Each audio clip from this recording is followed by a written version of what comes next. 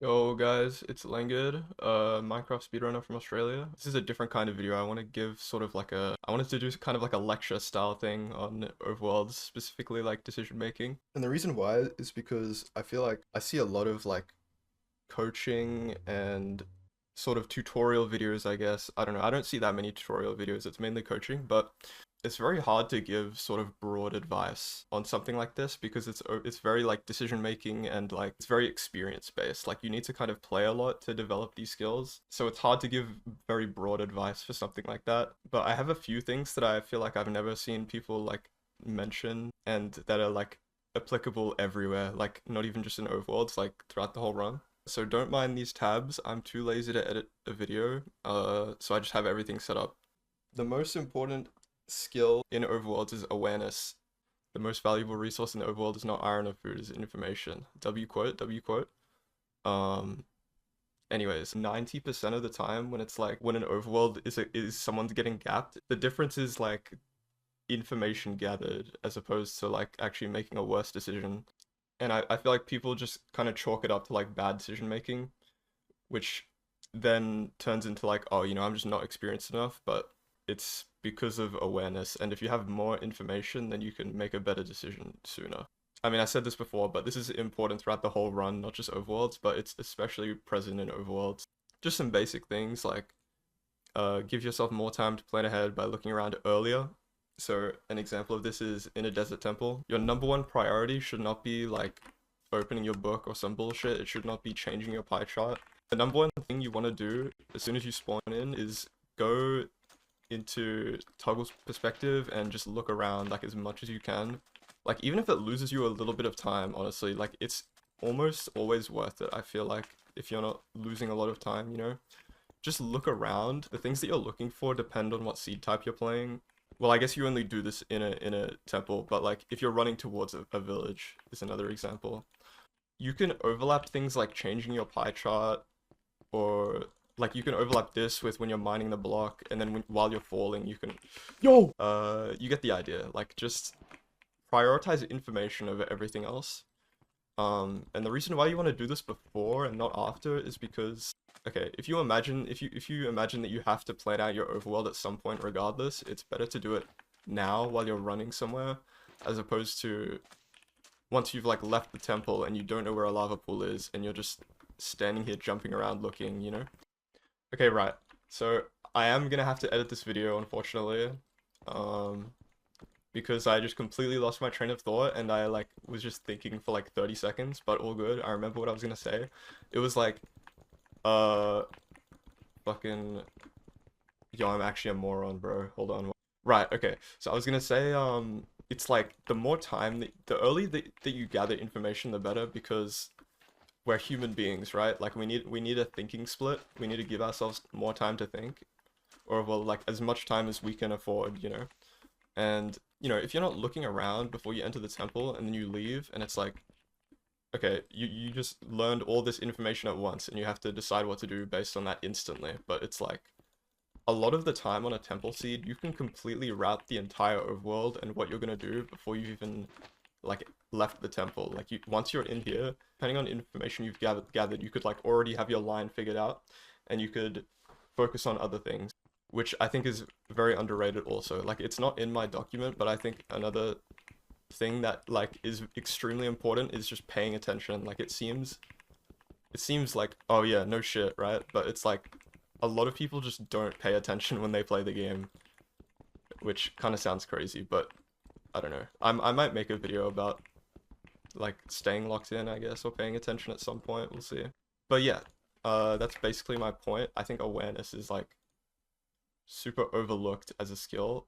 Not that it's not exercised at the highest level. I just think that people do it automatically without thinking, and they just don't think to like explain it to other people because it's like it's easier to explain like tangible strategies as opposed to something that your brain just does it automatically. Like people don't even realize that they do things automatically that lower level players can't do. It's a big barrier with coaching. Anyways, moving on. Chapter 2, Villages and Desert Temples. I probably should have given these their own chapters, but it's too late. And also, like, it doesn't really matter. Almost all time save on these seed types is obtained through having better routing. Where does better routing actually come from? And I think that better routing actually comes from how much information you have. So if you have more information than your opponent, then you can make better decisions. It's that simple, really. Uh, okay, yeah, I actually wrote this down here. I didn't even realize. So food is mostly personal preference on temples, but is a very big part of village routing.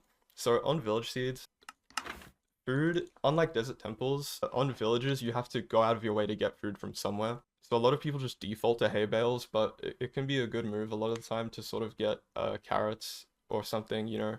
And then sometimes what you'll see Infume do a lot is he'll just go purely off of like food that he gets out of chests. I'm not gonna send any food yet because I don't know where the lava pool is. Ideally, you will get it on the way to lava. But yeah, anyways, this is getting off topic now. I'm not actually gonna play this. But yeah, like just in general, I don't see any carrot fields, which is a bit annoying because that's kind of what I wanted to demonstrate. But it's really just like once you've figured out your line, just kind of get the most convenient food, if that makes sense. Anyways, that's that. Think about like the most convenient food you can get on villages without losing time. These two seed types tend to require a lot of procedural knowledge. So this is like a nerd psychology term. It's fairly present in like coaching context and stuff.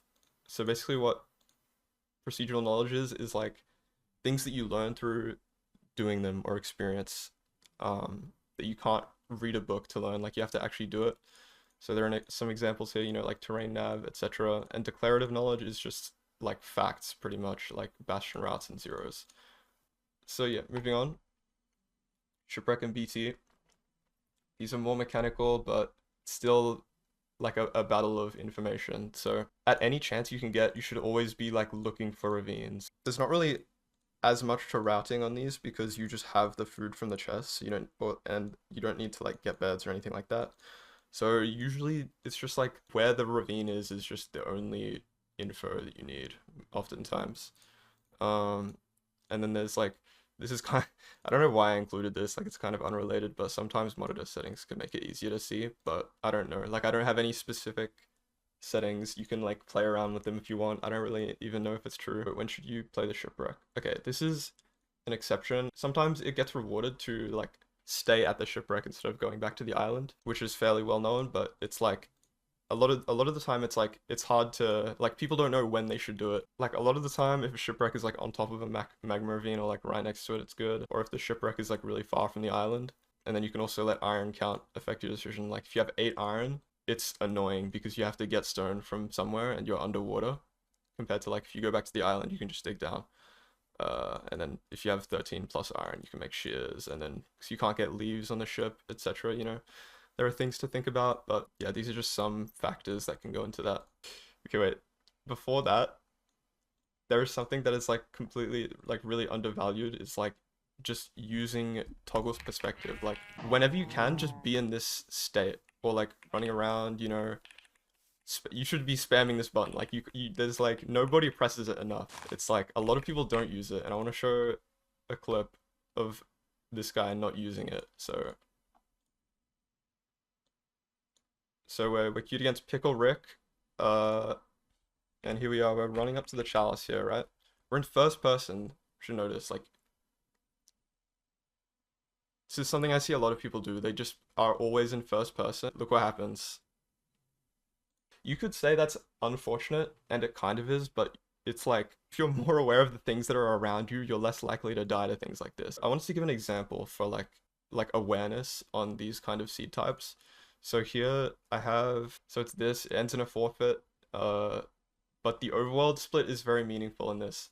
So if we go here we go. So we're loaded in, we have some info here, there's gravel there, there's gravel here, and we're going F3, we're checking that. Infume looks around a lot on this overworld. He's looking around now, running between the houses. So even if you don't see the lava pool, that doesn't matter because you're gathering information on where the lava pool isn't. Process of elimination is also helpful when gathering information in these scenarios. It's like, at this point, I feel like I'm probably just saying the same thing over and over again, and it's like obvious, but it's like, it all just boils down to just looking around, really. So yeah, anyways, he has to go back and kill this golem, and then while he's doing it, he looks around. You know, this is a standard thing to do. But he sees the lava pool there. From this point on, it's just a easy line. Let's look what Jay did, because Jay was like a minute behind. So he front loads this gravel. I don't think it's a bad play. It's chill. He's looking around a bit here, but it's like he's looking around and doesn't see a lava pool this way, and then just goes this way anyway, which for the wood initially is fair, you know, and then you have to kill the golem. So why does he not see the lava pool here? Let's analyze. Was that a lava pool or am I blind? The only one I haven't actually looked at the seed like in detail. I only know of the one that Infume entered at. No, okay, I thought that might have been one. I think it was on the screen for a second, but okay, so he just looks in every direction except for where the lava pool is. And he's also like looking at places that he's already looked at for the lava pool, you know? So it's like he's kind of just been facing this way for the whole seed up until now. A big part of this is like just being locked in as soon as you load into a seed. Like if you're not prepared for a seed to like for an overworld to require a lot of decision making, sometimes it'll be too late to gather information. Like now it's like okay, we're just cooked because it's like we're sending further this way when we haven't seen anything, and we just lose hella time. Moving on. So ruined portals are quite difficult. They're very flexible in that you usually just have the choice of like how many blocks and food you want to get.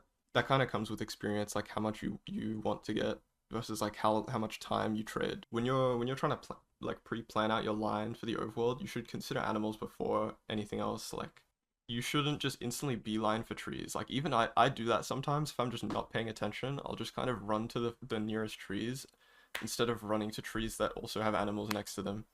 But you should prioritize animals because like usually you're gonna want to get them anyway. There is also a lot of like niche stuff that can happen in ruined portal seeds that are like so a big thing that okay, more people have been better at this lately, but I remember a little bit ago a lot of people like top runners would make stone tools when they have an iron pickaxe and there's a gold block. So if you get enough iron nuggets for a pickaxe, you should always like be aware of if there's a gold block. And that's just kind of a habit that you need to form through like doing it over and over again, I guess. Just a niche situation. There are a lot of things like this in RP seeds that are just kind of you just if you know, you know. Uh if you're not near any wood, it's not necessarily a bad thing to just enter the nether without anything. It depends on the situation. Like sometimes you like need stone or something if you don't have an axe or anything. But in this case, it's totally fine. Like you have an axe, you don't even need a pickaxe to do this. You just need an axe. You just enter, check if there's wood. If there's not wood, you just go back through and you only lose like 4 or 5 seconds. Anyways, yeah. So how do you practice? Like being more aware is something that you can just do. Like you can just go into a run and look around more. You can make that conscious decision.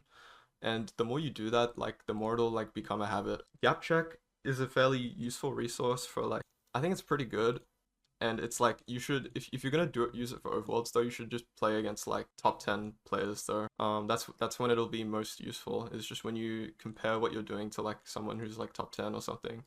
What the fuck did I just do? If you're struggling with like being able to identify like what line is the fastest, I think it can be good to honestly just look at like a ranked overworld in spectator and kind of plan out like what you would do if you were put in the seed, like because theoretically like if you can figure this out every time, your only problem is like how much information you have.